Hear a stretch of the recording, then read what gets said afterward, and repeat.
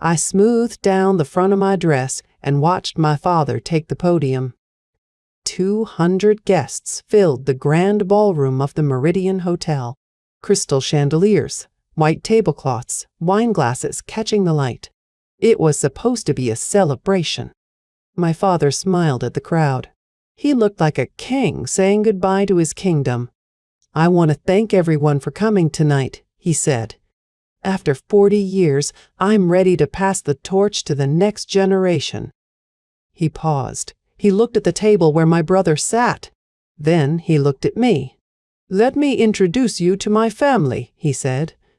"This is my wife, Linda, who has supported me through everything. And this is my daughter, Claire." He gestured toward me with an open hand. His smile tightened.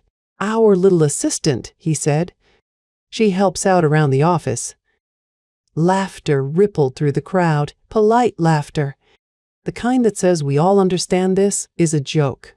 "And this," my father said, his voice swelling with pride, "is my son, Derek, the only real executive in the family. He's going to take this company to heights I never could." The crowd applauded. Derek stood up and waved. He was wearing a suit that cost more than my monthly salary. He always did. I didn't move. I didn't change my expression. I just reached into my clutch and pulled out my phone. If this story moves you, please take a moment to subscribe to Revenger. It helps more than you know. I opened my email. There it was. The notification from my attorney. The patent renewal deadline was in 48 hours. And I was the sole owner. I had been gathering evidence for 2 years. Bank statements, a forged signature, a voice recording of my brother bragging to a friend about how easy it was to fool the family. I had traced the payments. A shell company called Vance IP Holdings, LLC. $500,000 siphoned out of the company my grandfather built. Harold seemed completely unaware. Derek looked confident. Too confident. Harold raised his glass. "To my son," he said. "The future of Vance Manufacturing." Derek raised his glass. Linda raised hers, but her eyes found mine across the table. She knew something was coming. She had always known. I didn't raise my glass. I just sat still. I let the moment wash over me. The banquet continued. Speeches, toasts, a slideshow of my father's career, photos of him shaking hands with clients, photos of Derek grinning at ribbon cuttings. Not a single photo of me at my workbench. Not a single mention of the coding process I developed that generated 60% of the company's revenue. Derek leaned over to me during dessert. "Tough crowd tonight," he said with a smirk. "Dad really knows how to warm up a room." I smiled. "He certainly does." "I hope you're not upset," he said. "You know how he is. Old school." "I know exactly how he is." Derek took a sip of his wine. He had no idea what was coming. None of them did. The dinner plates were cleared. My father stood up for a final toast. I checked my phone again. 47 hours and 53 minutes. And then Mr. Chen rose from his chair. Mr. Chen was the chairman of the board. He rarely spoke at events. He was a quiet man with sharp eyes and a careful way of moving. He walked toward the podium, but before he reached it, the band struck up. The music swelled.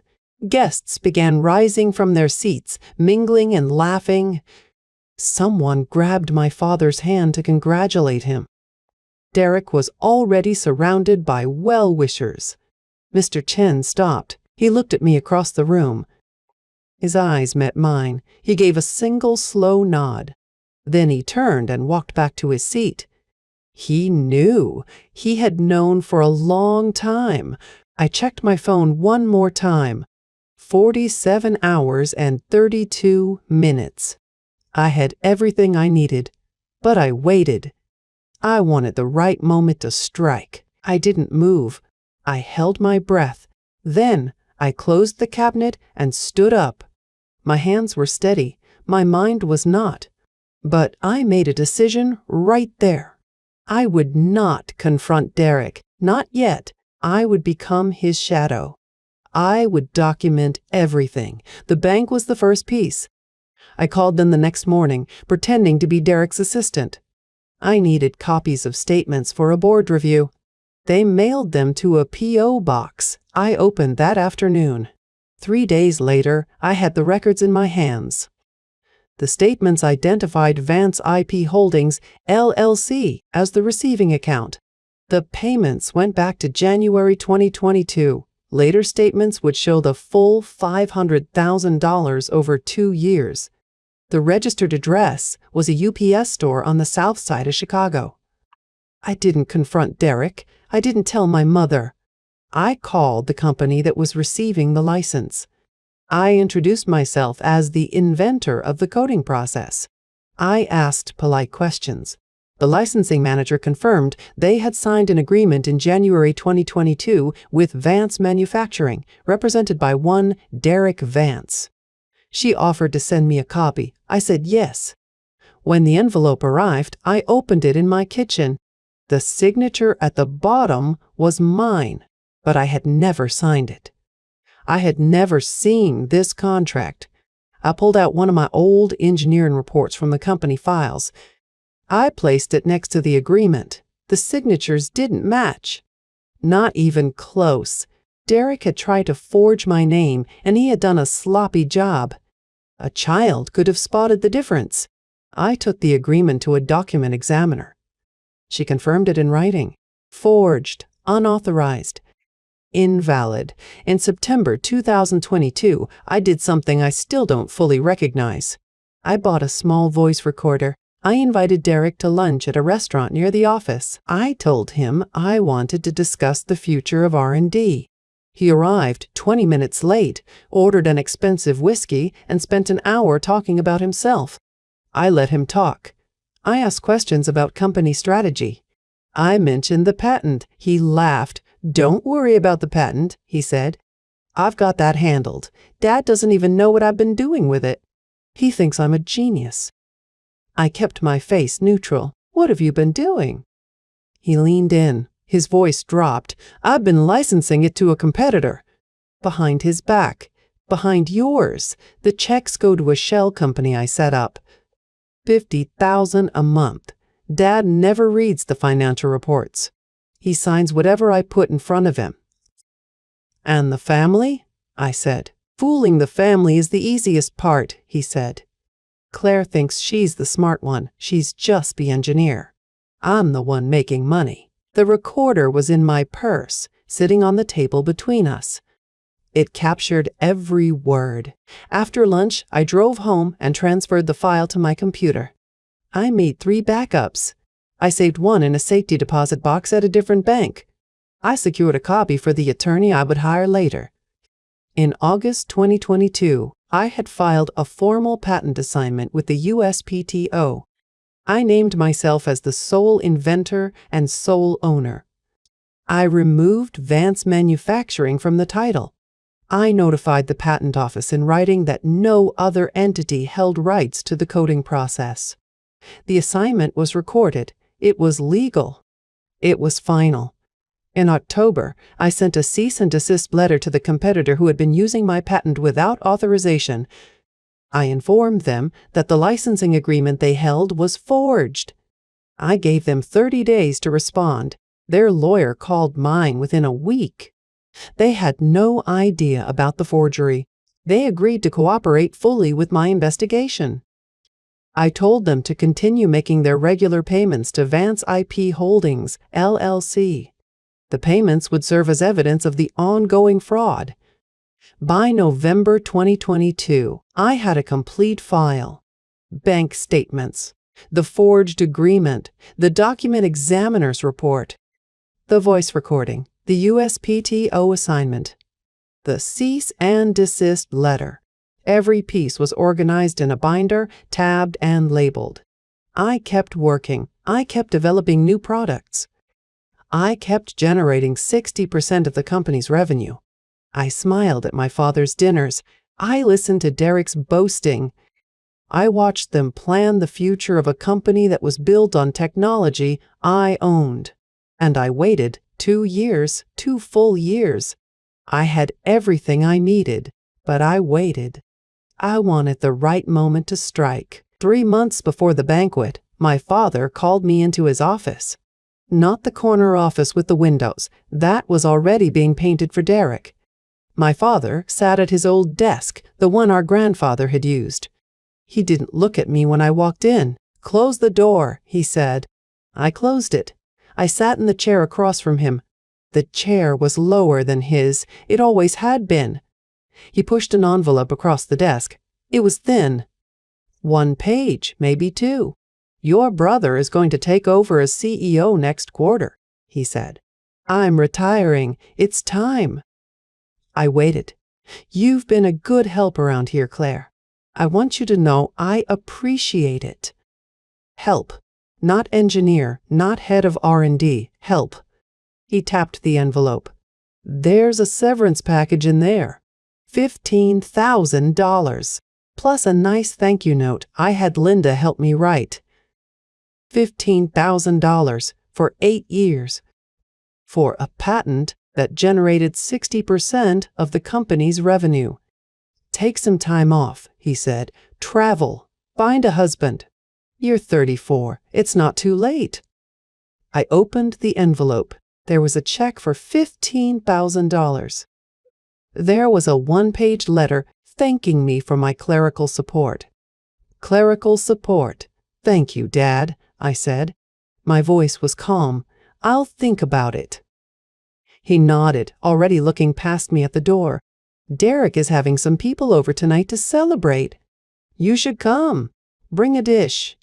I folded the letter and put it in my purse. I stood up. I walked out of his office and down the hall past Derek's new corner office. He was inside, standing with his back to the glass, laughing at something on his phone. I went to my desk. I opened my laptop. I Googled intellectual property attorneys in Chicago. The first result was a woman named Sarah Mitchell. She had 17 years of experience and a 5-star rating from clients who said she was ruthless. I waited a full month. I watched Derek parade through the office. I attended the team meetings where he took credit for my projects. I smiled. I nodded. And I planned. In early April, I called Sarah Mitchell's office. "Sarah Mitchell's office," the receptionist said. "This is Claire Vance with Vance Manufacturing," I said. "I need to schedule a consultation regarding a potential patent infringement and fraud case." There was a pause. "Vance Manufacturing with a V? Us. Can you hold?" I held for 2 minutes and 17 seconds. Then Sarah Mitchell came on the line. "Claire," she said, "tell me what happened." I told her. The forged signature, the shell company, the $500,000, the voice recording, the USPTO assignment, the cease and desist. I left out nothing. She was quiet for a long moment. "You have all of this documented," she said. "Yes." "Including the recording?" 3 backups, 1 in a safety deposit box. Another pause. Then, "Come to my office tomorrow at 10 a.m. Bring everything." The next morning, I drove to her office in the Loop. I brought the binder, every tab, every label. She read through it for 50 minutes without speaking. Then she looked up. "You could have filed this 2 years ago," she said. "I was waiting." "For what?" "The right moment," she nodded slowly. "That moment is now. I can file the lawsuit this week.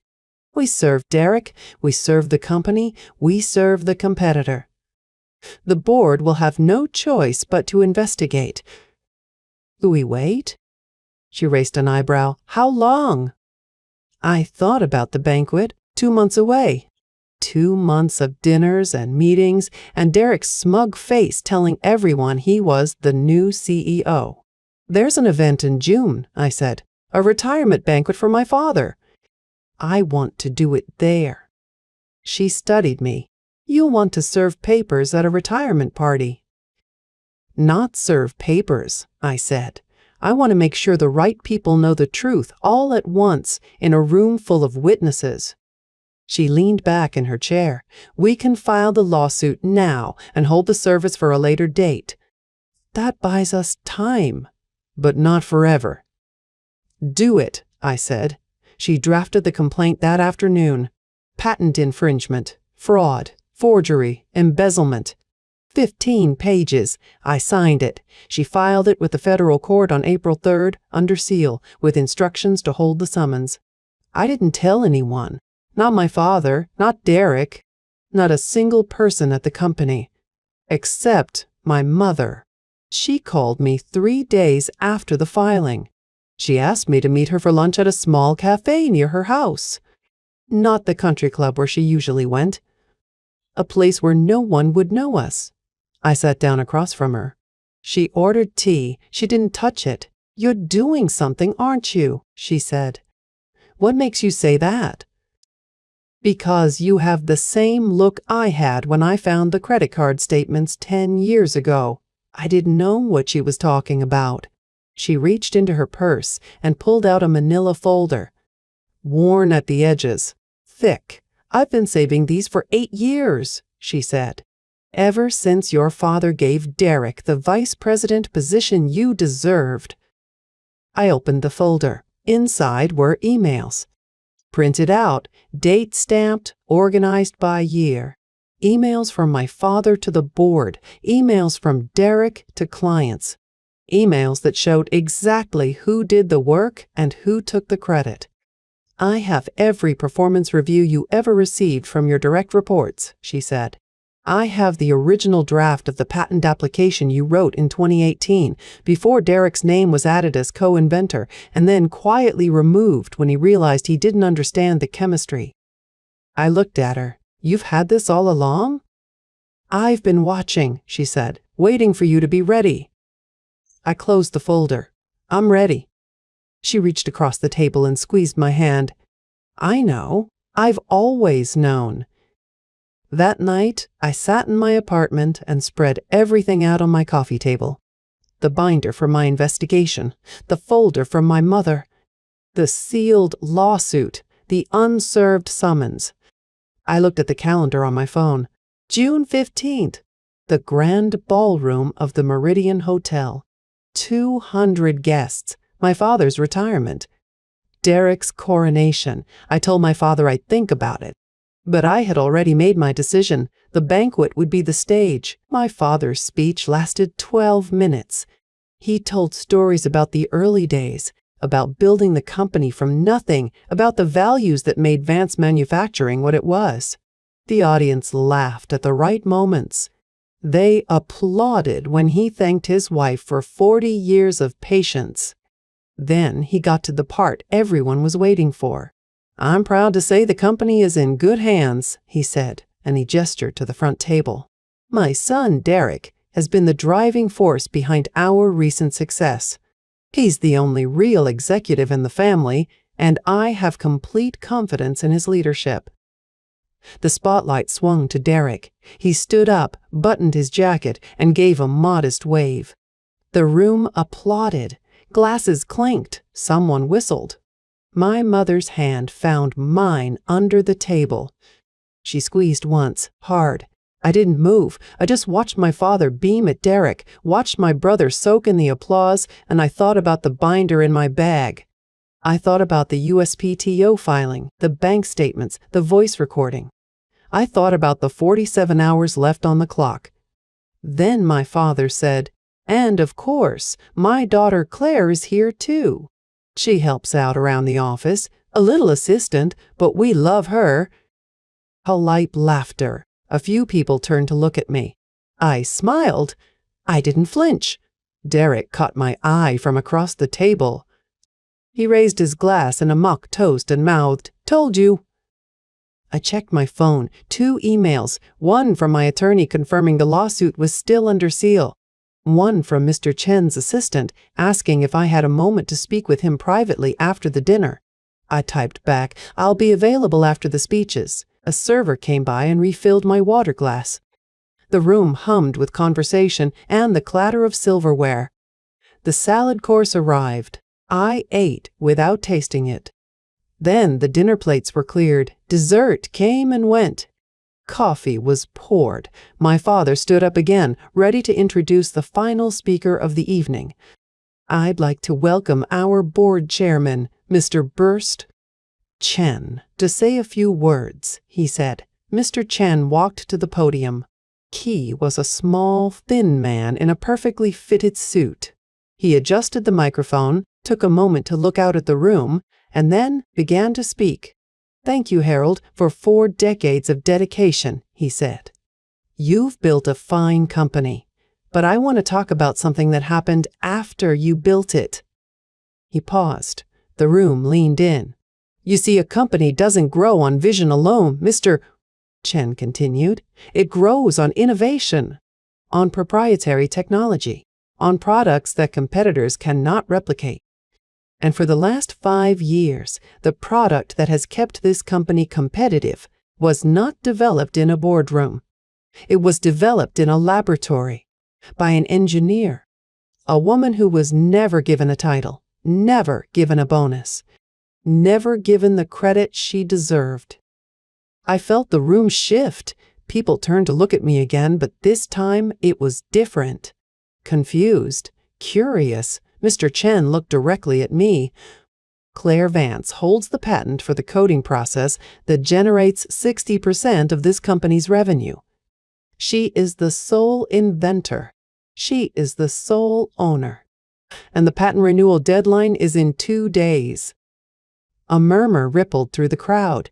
My father's face went still. His smile froze into something brittle. "Claire, Mr.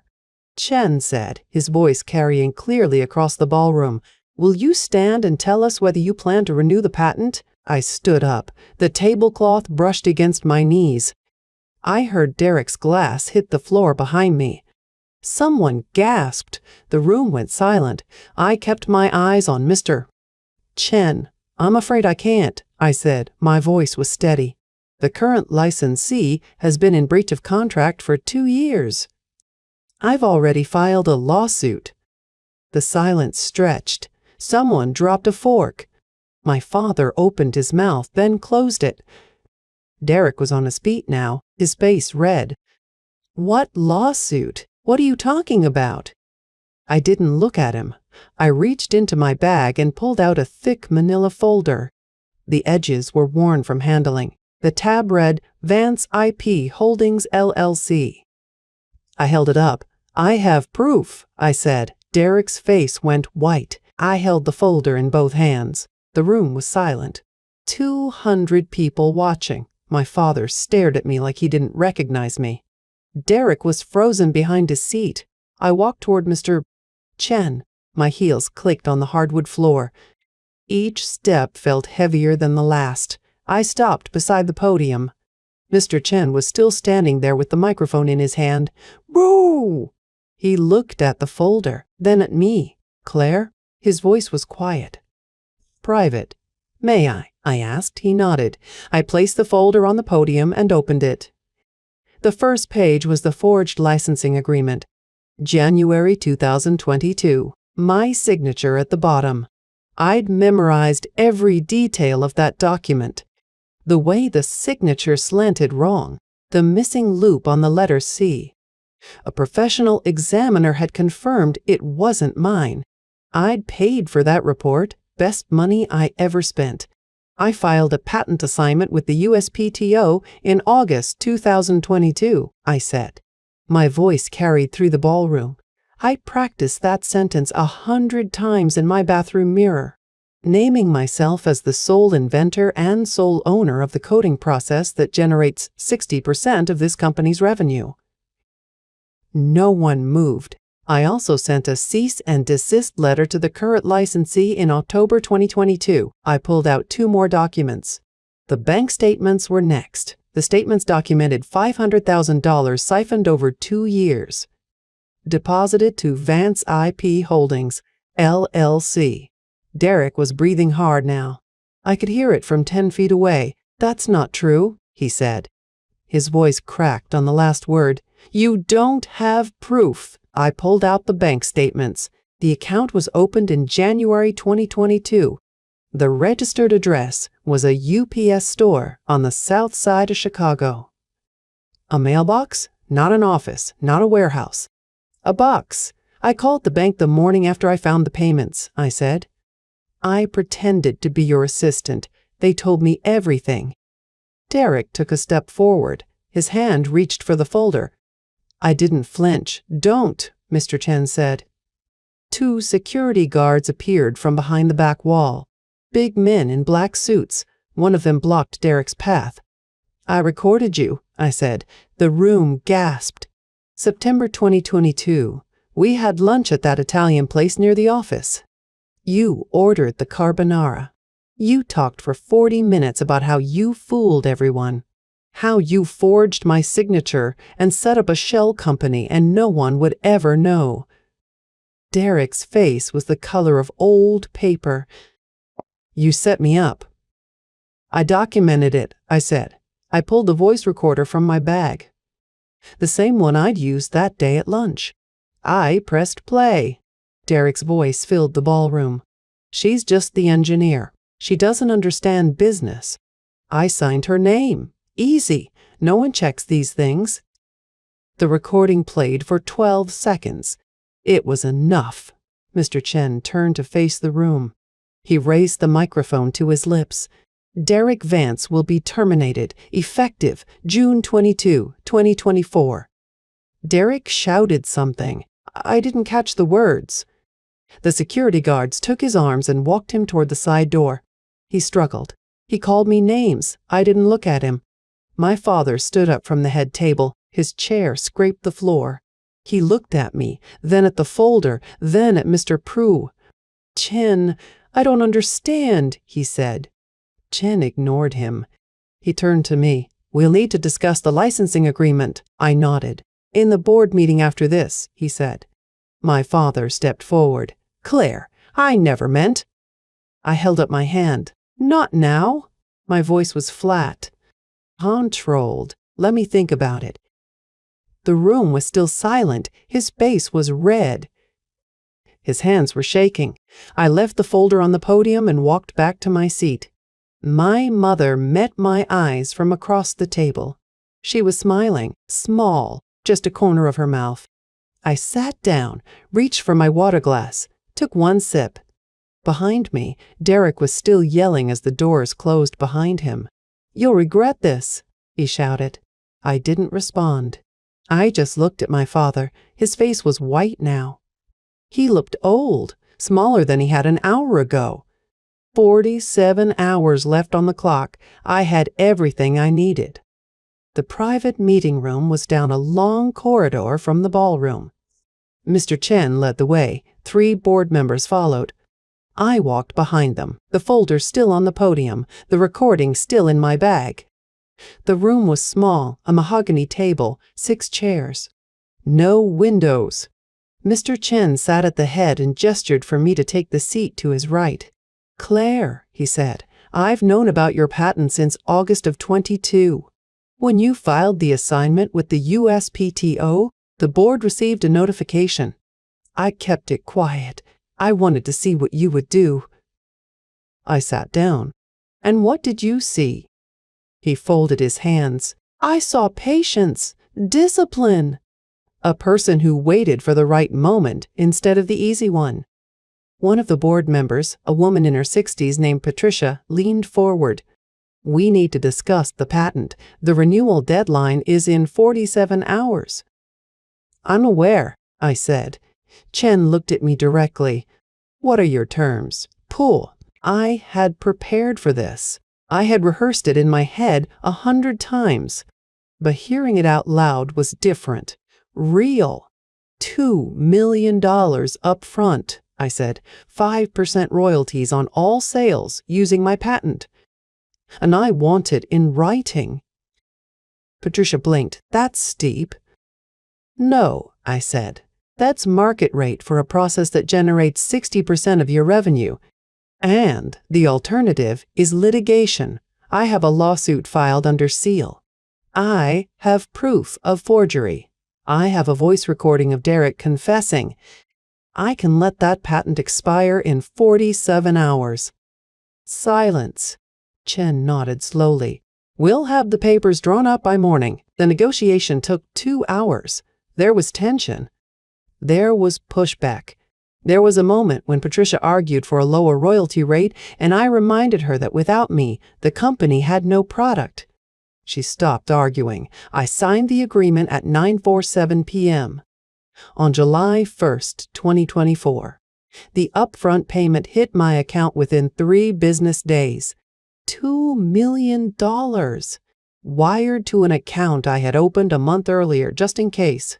On June 22, 2024, Derek was terminated and Vance IP Holdings LLC was dissolved. Derek had filed the paperwork himself, probably hoping to avoid a deeper investigation. It didn't matter. The money was gone, spent on cars and vacations and a down payment on a condo he could no longer afford. A day later, my father sent me an email. It was long, 7 paragraphs. I read it once.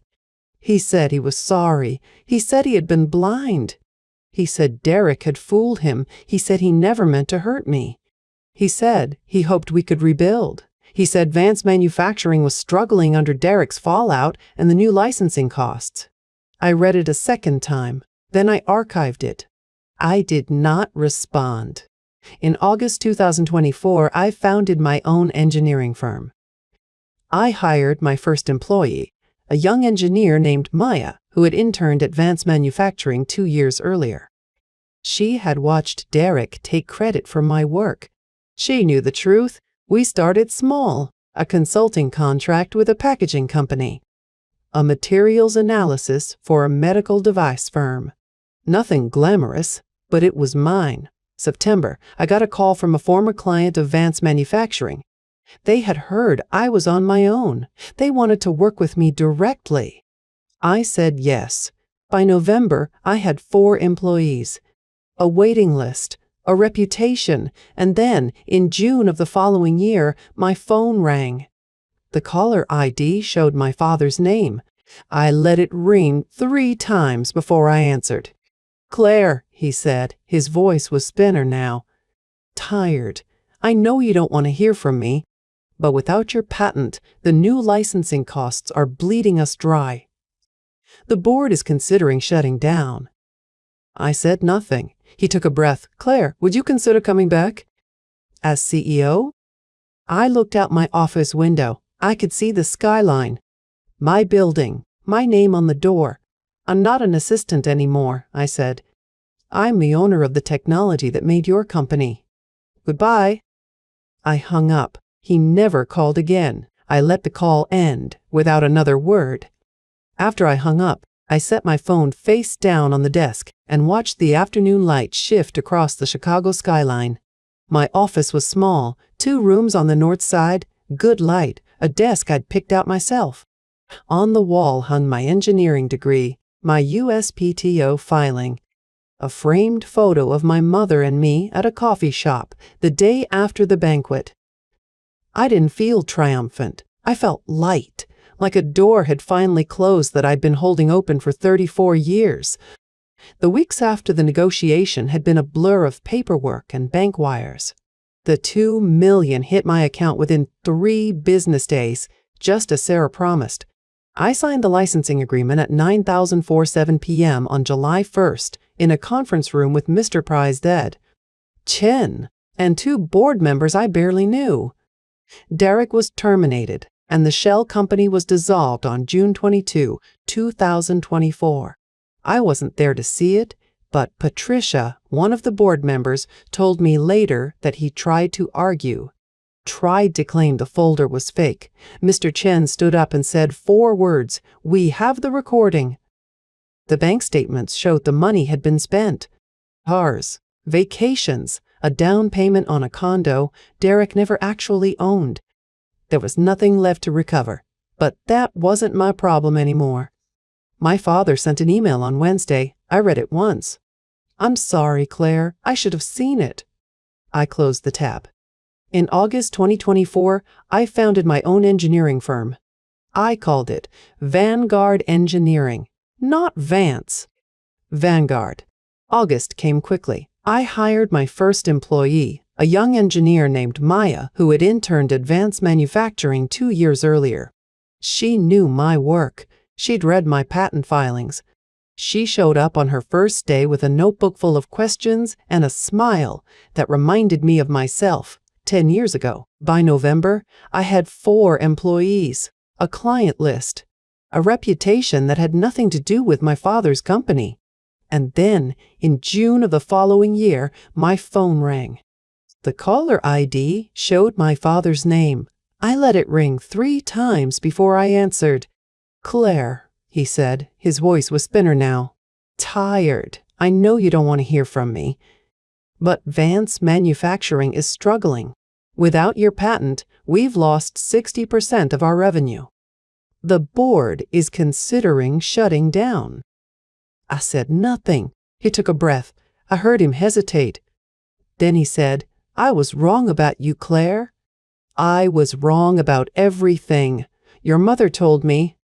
She showed me the emails, the performance reviews. 8 years of proof that I refused to see. I waited. "Claire, would you consider coming back?" "What, as CEO?" I looked out my office window. I could see the skyline. My building, my name on the door. Maya was at her desk, sketching a prototype. The phone felt cool against my ear. "I'm not an assistant anymore," I said. "Why no? I'm the owner of the technology that made your company." "I know, Claire." Why? I hung up. He never called again. I sat there for a long moment. The afternoon light caught the edge of my USPTO filing. The patent that started everything. The proof that I had done the work, alone, in a lab that my father had never once visited. I thought about the lesson, the one I'd learned the hard way, over 8 years of silence and 2 years of waiting. You don't have to fight for respect from people who refuse to see you. You just have to own what's yours and let the truth speak for itself. I picked up my coffee. I took a sip. And I got back to work. If this story spoke to you, please like and subscribe. It helps the channel keep telling real stories like this one. Thank you for listening.